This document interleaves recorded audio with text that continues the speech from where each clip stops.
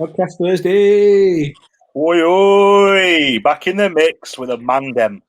Oh, it's that. That's what we're on tonight. With it being nice and sunny outside and feeling all the Spain vibe, so I got the San Maggies out today. San Miguel. Costa del Sol for them in. bad man. No, I've not got anything. It's been a hard day at work, Dicko, and I've just not had time to go and get some beers. I should have done. No excuse for that, mate. To be honest, I've had a tough day at work as well, but you always make time for beer. Priority. Let the kids fend for themselves. Sort your beers out.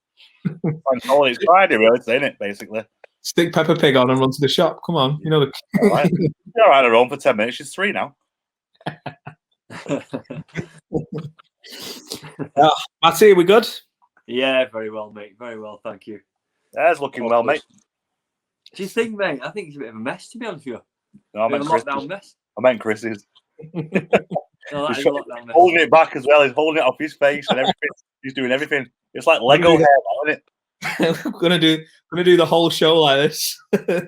Looks like you got a little shave. Some of us had a little shave and a little trim, mate. Hey, look at that. Hey, woo! Looking fresh.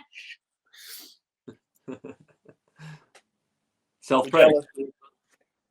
Yeah, it's looking nice, mate. It's looking nice. Feels semi-human now. Right, 11 out of 10. Not as itchy no more. Walking around like I've got nits in my beard. Awful. I did have a bit of a shave. I was worried that if you shave this and don't touch this, it looks like your head's like really weird shape, doesn't it? like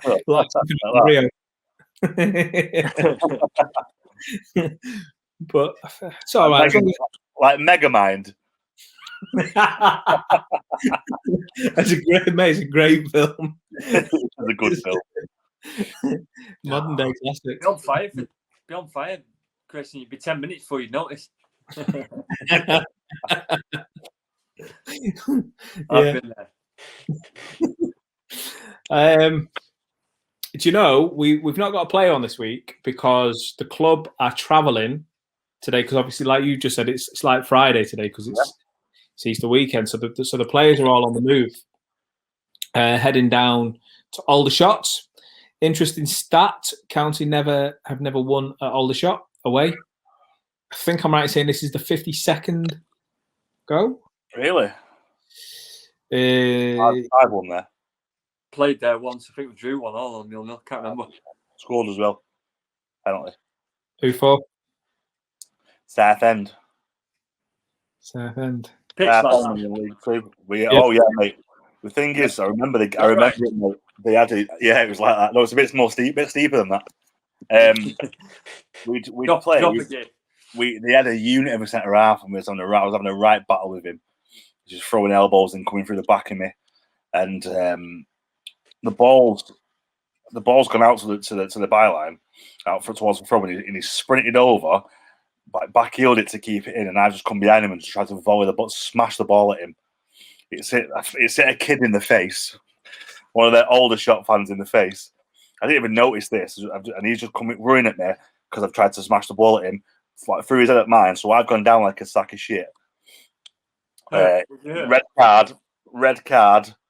3 minutes later, got a penalty, stanched it, and then come out at half to 1-0 up, battering him. Come out at half time, and the floodlights wouldn't work, so the game got abandoned, and I had to have a rematch, and we got beat 4-0. Long way to go, isn't it, for that? Yeah, it's got a really good pub over the road from it. We weren't allowed in there. Straight out the change rooms, on the coach back home. The life of a footballer. Not one of my favourite pubs. It's got a Chinese senator or something near it as well. There's like a little temple thing down the road.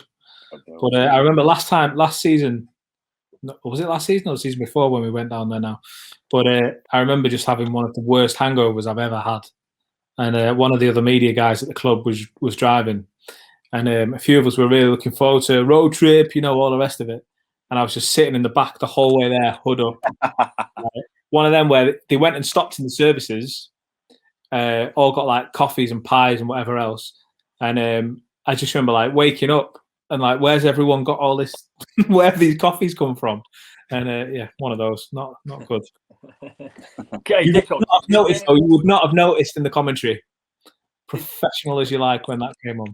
did Jaden Gibbs used to play for them? I think he might have, actually. I think he was there. Kieran's brother. Yeah, I think he was there. He was there for a little bit. Sure he was.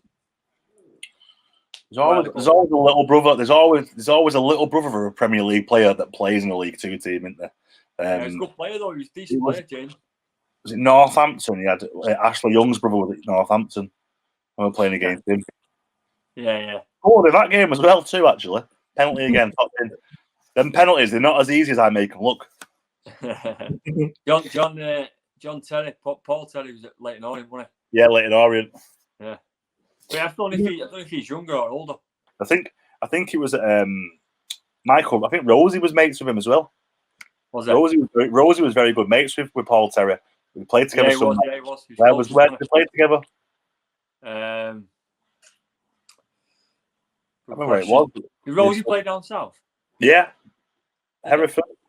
Hereford, yeah, it might be that. Yeah, Hereford. It was at Hereford before he came to County. He went to Norwich, didn't he, for a short while, I think. Norwich for a short while. It was down. Colchester. Colchester it was. Yeah. That's where the teammates together. Yeah. It was down there, but yeah. Right. No way. World of football. Horrible. Crazy. Should we move back onto County? Yeah, sorry, don't know where to go there. It's Aldershot is one of those places that I think it's not a nice place to go. Like you just said, it's a hard place to go. It's a bit weird, putting it nicely. But if we can get our first win in 10,000 attempts on Saturday, what a shot in the arm for Simon Rusk and the team. You know, the first manager to go and get a county win there. Yeah, he'll know all about that as well. I think it's his job to know all about those stats. Yeah. So yeah, absolutely. But that side need to win. Yeah, exactly. I don't think that'll be playing in his mind about getting the first. Nah. He'll be coming away with the 3 points and and job done at the end of the day. I think that's the main task. Stats and records don't really mean anything until the end of the season. Really, once you've reached your goal. Yeah. Serious about lingering in the playoffs. Need to be winning these games, or at very least, picking up a point down there. Well, let me ask you a question, because what you just said there, I mean, you're right. You've got to be at least getting a point, winning it if possible. Pundits and fans and things, they make it sound so easy when they're talking about getting in the playoffs or competing at the top end of the table. We hear this line a lot. All you got to do is win your home games, get a point on the road. I mean, that's surely easier said than done, because you when you're playing football, how much difference does it make if you're at home or you're away? You guys will know this infinitely better than a massive difference. It makes a huge difference. We spoke to when we're speaking to Paddy last week, and we're saying about obviously the 12th, 13th man of county in the Cheadle end. It gets you through the game. That's the same for the opposition when they're at home. If they're under the cosh, their fans turn it. It works both ways. If their fans turn against them, it's a nightmare. But if you've got a good set of fans and they back you through thick and thin, like County have got, it's nothing but a positive. And going away from home, if you've got a fan base like that you're already on the back foot, like Matty said last week, you're already on the back foot as an opposition when they've got a good fan base, because they're drowning our fans out, and all you can think about is the noise they're making. It's a massive positive to have a good fan base for me, and going away from home, it's tough no matter where you go. Like we say about Aldershot and the record, Aldershot's a horrible place to go. Played there myself, and like you say, it is a weird place. It's like they shouldn't be good, but they are good. It's one of them awkward teams. I think as well, Dicko. I think the perception of picking a point up or picking 3 points up, I think that changes throughout the game. So I think every manager will look. We've said this before, haven't we? Every manager will look at the month's fixtures and work out what they expect to take from them games. Yeah, exactly. When you're a goal down or 2-0 down, a point seems like $1 million. Of course, you grab a point.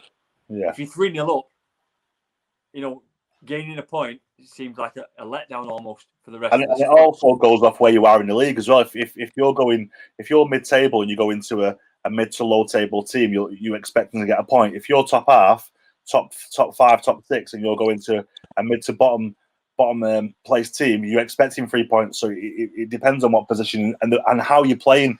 You know how you perform as a team leading up to that game. Yeah, and how you set up as well. Yeah, mentality going in. Well, I have two comebacks to you on that. Then, first one is I get what you're saying about having the fans and they can pull you through and good set of fans, etc., etc. Does it not? Is there not certain types of personalities in the dressing rooms, and I'm sure you've both come across them, where they thrive off that? They're playing away against a bigger club, maybe like County or higher up the division. You might be playing away at somewhere like Leeds or something with a big fan base, and they're going to be loud. And if you can get 1-0 up, or if you can frustrate them, or if you can wind them up, and they're giving you pelters all game, you kind of thrive off it, and that makes you even more determined. Because love it.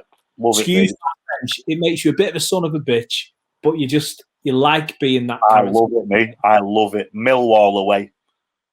Yeah. Loved it, mate. Played Millwall away. Honestly, mate, the fans were horrible. I had racial abuse, everything, mate. And I fucking loved every minute of scoring past them. And I was like, fuck you. Honestly, it was like, I love that scene where you're getting grief and you can rub it in the face. Obviously, when it don't go your way, it's hard, and you've got to just block it out at times. But yeah, when you're playing well and you've got their fans giving you grief, you've got some fat, balding old man telling you you're shy and to fuck off back to Manchester, this, that, and the other. I think you paid to come and watch this shite. So yeah. I love it. I love that. I love that atmosphere. Me, I used to thrive. Like I say, I used to thrive off that. Have you ever heard Flinny's story about Millwall away? No. So Flinny is obviously centre half, and he tells it much better than I do. We should get him back on at some point in the near future. But so he's playing against Millwall, and obviously as a centre half, whenever we're attacking, he's on the halfway line, and all game, this one guy's giving him grief, like you just said there, shouting at him over and over and over and over again, and he's gone and scored. Flinny's gone and scored.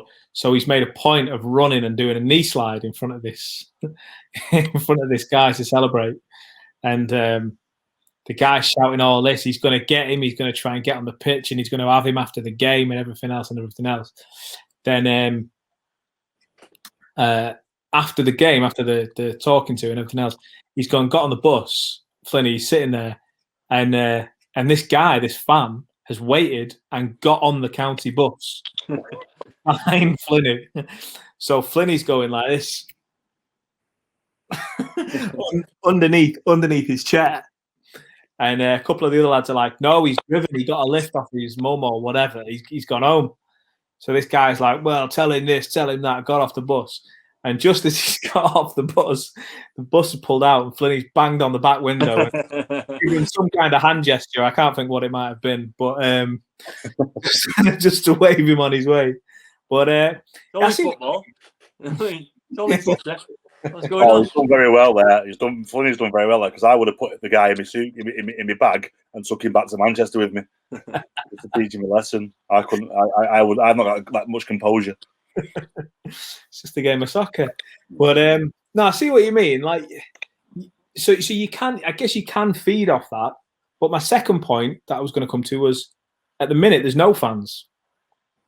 So I go back to the original question of how much does it affect you playing away? And I appreciate maybe you've never been in the position, so it's a hard one to answer. But if you're a player trying to play away from home, the away from home style, is there any difference if there's no fans, ground pitch to pitch? I think I think at the moment, I think we've seen that in the Premier League at the start of the season. Fluke results. Was it Villa and Liverpool?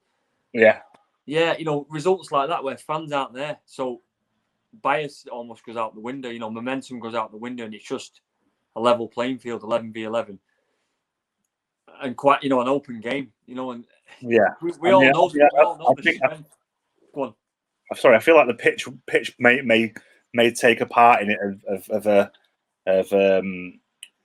for the home team. They may be used to that pitch a bit more, but other than that, and I mean, look at the you look at the lower league teams, and some of the pitches are awful, and so they're used to it. I mean, when I was at County, don't take anything away from the groundsman. He did a fantastic job, but a lot of the time there was hardly grass on our pitch, wasn't it, Matt? You'll know yourself, Chris. It was like sand. It was a leveler. People hate coming here. Everyone. Do you remember the game? Do you remember the 6-0 against Wickham? Yeah. The mud bath, and the ref was going to call it off, and we scored early doors, and he'd give it 10 more minutes, and we scored again. And because we scored a couple of goals, he played on. That game shouldn't have been played. It was a mud bath. Sometimes it's dangerous. We played MK Dons. It was ice. It was just ice, and I had studs on, I think, and it was. You think, how is this playable? But games have got to be played, haven't they? Yeah. So. It's for me. I know we're going off mark a little bit, but we had the when I was at Staley Bridge, and we had a run of games. We hadn't played for a while because it was a bad winter. We had loads of games called off. The pitches were awful, and it was too dangerous to play. And we wanted the FA to extend the season. We wanted them to extend the season for the league. They said, no, we can't do that. The games have to be played. We played Monday, Tuesday, Thursday, Saturday, Monday, Tuesday, Thursday, Saturday, 8 games in 12 days or something like that we played. It was on. Remember that lad Bible? Yeah. It was a meme on there. If you think you're having a bad day, Conference North team Staley Bridge are playing their 8th game in 12 days today. It was but honestly, they wouldn't. It was too dangerous to play on a wet pitch. But you could have put your body. You had to put your body on the line and play five games in a week. It was ridiculous. I played one game. We played Northwich or someone. I think it was Northwich or someone like that, Nantwich, someone like that. And in the Cheshire Senior Cup on a Monday, it went to extra time. We got beaten extra time, so we played 120 minutes, and then we played Ashton United the next day, who were top of the league, and we beat them 1-0 or 2-1. Did you score? I played centre half in the second game because I couldn't move. I turned like the Titanic. I just couldn't. I got laughed at. People were laughing at me on the side of the pitch because I couldn't move. I physically couldn't. But we had no players because everyone was injured from. I bet they weren't laughing as much as when I played Dicko injured. That one knee. Yeah, I'm playing. But going off the pitches, I mean, like there's always a bit of a what's the word I'm looking for? Help me out here. Say again, mate. I didn't hear that. When you're playing at home, you've always got a bit of a thing. When you used to playing on that pitch, so it gives you a bit more like home comfort. Yeah, exactly. So you can play the conditions, can't you? Yeah, that's one pro towards being home. But I feel like the fans are a massive part of that. Probably the main part of home and away is the fans. That's why we know how hard it is. We know how hard it is defending it. It's horrible. Worst part of football, that defending corners, first 20-25 minutes at a big ground with a lot of fans, hostile environment. It's horrendous. Yeah, it's horrendous. It's bad news. If you can ride that storm, you've got a chance in the game. If you don't ride that storm, it kills you off before the game's even got going. Definitely. Going off on another tangent. I remember we played Hyde probably, I don't know, 6 or 7 years ago, maybe more. I played in both, I think. Was it either side of New Year or? No. Or was it after that? It was, if memory serves, it was around March time because I think we'd gone for my birthday. I think me and a few lads went for like a few drinks, but it was the game where the ref abandoned it with maybe 2 minutes left to go. It was like the 87th minute, 88th minute, something. The rain was hammering down like you've never seen it. Was it a draw at the time? I think we were winning. And that's some decision to make. That's some call to make. If someone's winning, isn't it? And if that. memory serves, they'd had a guy sent off. If you're not gonna cancel that halfway through, just leave it. Just let it run out. Yeah. Surely to God. For 2 minutes. Well, I tell you what, I'll find the picture. I'll find it because there was one picture in particular with Stephen O'Halloran standing there with the rain coming down him, and he looked like a poster for like Lord of the Rings or something. Do you know what I mean? It was just, it was like, well, like one of the goblins. I'll tell him you said that. I didn't mean it like that. I like Stevie. Tell you. Don't backtrack now, mate. Don't backtrack now. Said it now. I'm in. But said it, and we've all heard you, haven't we? Hey, heard you. Dicko, why? It's my daughters. It's my daughters, doll. Nothing else.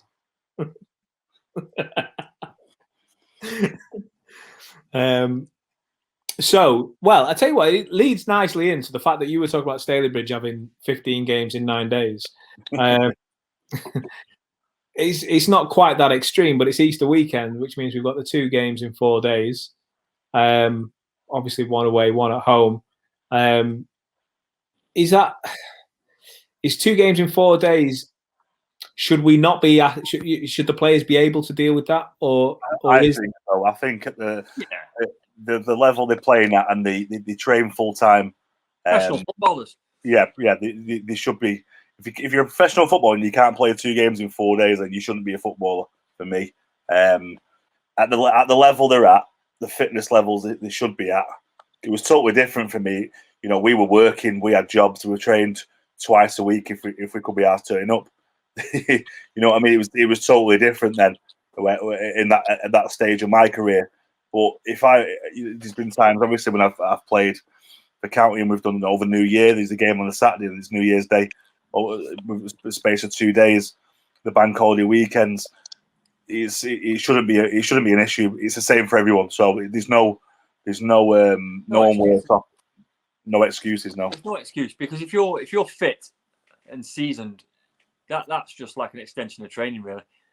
There's no excuse whatsoever. The only problem will be is if you're new to the side and you have a lot of Tuesday, Saturday games, then probably 5th, 6th game you start to burn out a bit. Yeah. Because you're not used to playing 90 minutes. It happened to me a little bit when I was 18 and broke in about 6th or 7th game. You just start to feel it a bit on 60 minutes or 70 minutes. You feel a bit, a bit tired, and that would be the only thing. But if you're a season pro, there's no problem with that. I think one thing that works in our favour, especially with the 2 games being so quick, is Paddy Madden getting his first goal at the weekend. Yeah, fantastic. He will want to play. Unbelievable finish. And we'll speak. You're welcome, Paddy, mate. You're welcome, mate. I know, yeah. Podcast Thursday. Called it, didn't we? We called it. You'll know as a striker, Dicko, the fact that he's now done it, he'll want to play. He'd play 3 games over that weekend if he could. Stop, mate. So as soon as you scored a goal, or if you've got that momentum, you don't want the games to end, and it's kind of disheartening sometimes where you do get a game called off for whatever reason. The lads will have had it plenty of times with COVID. When you've got that momentum and you're scoring goals, or even as a defender keeping clean sheets and putting performances in, you want the games to come thick and fast. You want to keep this momentum going, and you want to be solid, concrete in them playoffs, pushing for promotion. Yeah. It kind of makes a season for me. I think if you have got that momentum and it's in the right time where the games are coming thick and fast. Other teams haven't got that momentum and they struggle and they're dropping points when you're picking point up after point after point. I think it's great, and I think it's a good time for the county.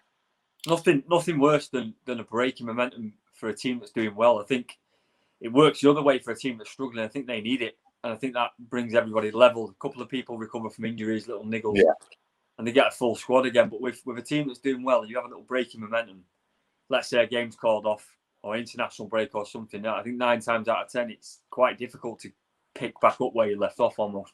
Yeah, definitely. So Paddy getting his goal, and he's going to want to keep going. Let's talk about that game for just a second. I was saying it off air. I'm not going to try and say, oh, we were amazing and blah blah blah. When I said something different off air, I thought Hartlepool were probably a bit stronger than us, if I'm honest, in that game.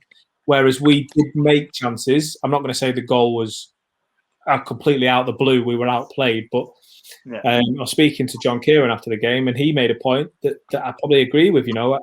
Paddy, I thought, well, he might come off here. He might try and freshen it up top while we go in search of this equaliser. He left him on, and that's why he bought Paddy Madden, because he didn't have the best of luck through the game, and all of a sudden, bang, goal. That's all you need. All you need is a striker. You just need that 5 seconds. You could have a bad game, a bang average game. Jesus Christ, I had one at Wembley. I had a bang average game at Wembley. And it just took that 5 seconds for me to do what I did best. And that's what Paddy will do throughout the season. He won't always have lightning games. He won't always have fantastic games. He'll be quiet for 85 minutes of games. But if he gets a chance, he'll score goals. And that is why the gaffer's brought him in, because he knows full well what he's capable of. He could be, and I'm not setting us up for a load of comments here that says Chris Ridgway is comparing him to Luke Beckett, because I'm obviously not. But Luke Beckett was that kind of player for County, who and I'm not saying Paddy had a bad game, because he didn't have a bad game. He just didn't have his best game. But Luke Beckett was this player that, would you see him tracking back? No. Would you see him, taking 3 or 4 men on and doing all this? No. But ask any county fan to name the top 3 or 4 strikers of all time. They say Liam Dickinson, Alan Armstrong, whoever in different orders, Kevin Francis, Brett Angel, and Luke Beckett will be up there. He'll be right up in that list because he scored goals. I played with Luke at Huddersfield. What was he like to play with? He was just class. He was just, like you say, he didn't move. He didn't want to move. He didn't track back, but he could score goals. And that's, am I right in saying, tell me if I'm wrong, he didn't like football? It wasn't. I don't think he was a massive fan. He just paid well. He was good at it, at what he did. He was good at it, yeah. He was just one of them ones. He was just a bloke who was good at football, but he wasn't particularly that bothered about football. But he was just what you say. For me, that's a sign of a good striker. You don't have to do anything for 85 minutes of the game, but you can pop up and score a goal. Yeah, it's just, for me, you can't buy that. You can't buy that. It makes it sound like the easiest job in the world. It really, but it's not the easiest. You know what? And do you know another player that openly admitted that he's done that throughout his career, but not always, but a lot of the time. Adam Lafondra said, "I'll do nothing for 80 minutes and I'll score," and that's what you're paid to do. You're not paid to track back. You're not paid to run all over the pitch. Strikers paid to score goals. And I remember seeing a Leo Messi heat map, from like the average of his movement over the course of like half a season, and the only person on the pitch that had done less movement than him was the keeper, because he was just, I'm Lionel Messi, mate. Do you know what I mean? No, Chris, it can be economical doing that. It doesn't. I wouldn't necessarily call it laziness. It's being efficient. It's being smart, and it's Ronaldo's a prime example. Half the time, he looks like he's doing nothing, but his mind's so fast that he's waiting to explode in where he does, he does his real damage. I mean, for me, I've had managers. Obviously, you've seen. Obviously, when I was at County, playing a lone striker role, I was running channels. I was kind of doing the work of 2 strikers, and at times, I probably tired myself out too much. And it was only later on in my career that I realised, you've got to be sensible, you've got to be clever. And I've had managers telling me, I don't want you tracking back. I want you staying between the sticks, staying on the last defender. That's it. And then you save your energy. And when the ball comes up the top, that's when you do your business. That's when you come alive. So I do understand from that point of view why he played like that and he wouldn't track back and stuff. Because what I'm going to do, I'm not going to score goals from on the edge of our own box. Do you know what I mean? So that's the mentality some players had, and it works for him. It works for him. I had a couple of legends at Huddersfield that I played with. Luke was one. Big Andy Booth. Remember Andy Booth? Yeah. Andy Booth as well. He was just like an old man who could score goals for fun. It was crazy. And Danny Cadamatri as well. Remember him? Yeah, of course. Cad's lightning quick, too quick. He kept pulling his hamstring all the time. Danny Cadamatri, what a player? Who am I thinking of? Don't know. We'll edit that out. 100%. So, all right then. So, 2 games over Easter. I don't think we need to go over what happens if we win them and we lose them again, because we know what we've got to do now. I remember Jim saying, I interviewed him on the day before the season started a few years ago. Yeah. And he said, oh, you know, come in 9 months' time, he said, you'll be talking to me about the business end of the season. And he was saying the business end of the season is every week, because 3 points at the start of the season, 3 points 10 games in, 20 games in, and 3 points at the end of the season all the same. Is still 3 points. So that 3 points in the second game of the season might have got you promotion. Yeah. That last minute winner. It's like gold dust at this level when money's on the line. It's not reserve team football. It's not academy football anymore. It's first team football. And it is gold dust. This is why people lose the rags in changing rooms. It's the difference between being able to feed your kids and pay your mortgage, and it's your livelihood. I think we can begin to wrap up then, gents. What are you doing over Easter? Big plans? Eating. Not much. Fair enough. Having some well-earned time off, spend some time with kids, and then escape back to work after probably 2 days when they've done my head in. I'm looking forward to an Easter egg hunt. You're looking forward to Barber's opening, you aren't you? Yeah, tell me about it. Do you know what? If you're ever looking for a bit of endless amusement, yeah, tell the kids there's an Easter egg hunt and don't hide any eggs. You get an hour of peace. That's brutal. Mine are old enough now. They just go to the shop and buy their own. Just knock it out. Yeah. Well, gents, we'll wrap it there. I've got a bit of editing to do. Yeah. No one will ever know the mistake I made earlier in the show.